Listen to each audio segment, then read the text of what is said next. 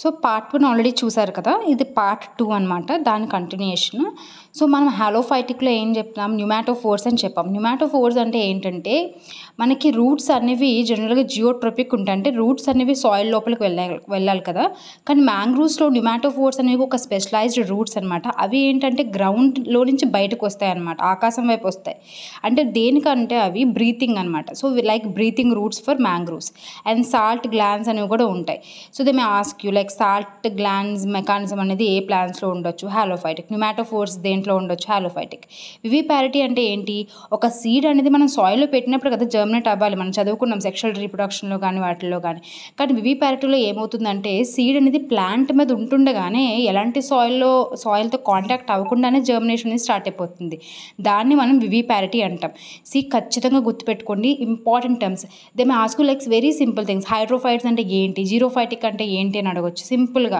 Okay, దాని ఎరెన్కైమా tissue దేంట్లో ఉంటుంది, దేనికి సంబంధించిన క్యారెక్టరిస్టిక్ అని కూడా అడుగుతారు. సో ఖచ్చితంగా ఈ పాయింట్స్ అయితే గుర్తుపెట్టుకోండి.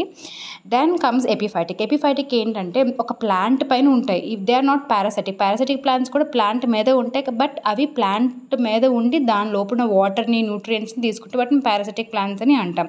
బట్ ఎపిఫైటిక్ ప్లాంట్స్ ఏంటంటే అవి ప్లాంట్ మీద ఉంటాయి, వాటికంటూ ఒక స్పెషలైజ్డ్ రూట్స్ ఉంటాయి. క్లింగింగ్ రూట్స్ అంటాం, ఏరియల్ రూట్స్ అంటాం. అండ్ దాంట్లో ఇంపార్టెంట్ బిట్ వచ్చేసరికి వెలామెన్ టిష్యూస్ అని చెప్పేసి ఎందులో ఉంటాయని అడగొచ్చు ఎపిఫైటిక్. అదే ఏరెన్కైమా టిష్యూస్ ఎక్కడ ఉంటే హైడ్రోఫైట్స్లో ఉంటాయి. సో ఇలాంటి ఇంపార్టెంట్ టర్మ్స్ అనేవి ఖచ్చితంగా మనం గుర్తుపెట్టుకోవాలి. సో ఈ వెలామెన్ టిష్యూ ఒక మెయిన్ పర్పస్ ఏంటంటే అది మాయిశ్చర్ని అబ్జార్బ్ చేసుకోవడానికి అనమాట. మనం జనరల్గా దాన్ని ఆర్చిడ్స్ ఎగ్జాంపుల్, ఈ ఎపిఫైటిక్కి example, best example. Next physiological, మనకి హైబర్నేషన్, ఈస్టివేషన్. ఐ థింక్ ఎఫ్ఎస్ఓకి అయితే అవసరం లేదు, బట్ ఎఫ్బిఓలో అయితే అవసరం అని అనుకుంటున్నాను. హైబర్నేషన్ అంటే వింటర్లో యానిమల్స్ అనేవి ఏమంటారు, వాటి యొక్క యాక్టివిటీని స్లో చేసేస్తాయి అనమాట, దాన్ని హైబర్నేషన్ అంటాం.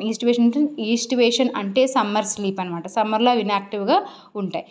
మనం ఆల్రెడీ చదివాం క్యామెన్ సీ ఫుడ్. ఈ యొక్క kind of photosynthetic or carbon fixation methods అనేవి మనకి జీరోఫైట్స్లో చూస్తాం. వెరీ ఇంపార్టెంట్, ఇది ఆల్రెడీ ఐ థింక్ అడిగారు కూడా చాలాసార్లు. Okay, so this is all about ecological adaptation అండి.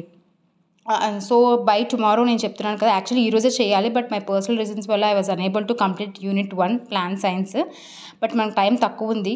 సో ఖచ్చితంగా tomorrow I will upload remaining chapters and we will wrap up part 1 and we'll move into the unit 2 forest and ecology. I hope you are revising well and doing well. Okay, all the best. Always be motivated and also take care of your health. Good night andi andarki.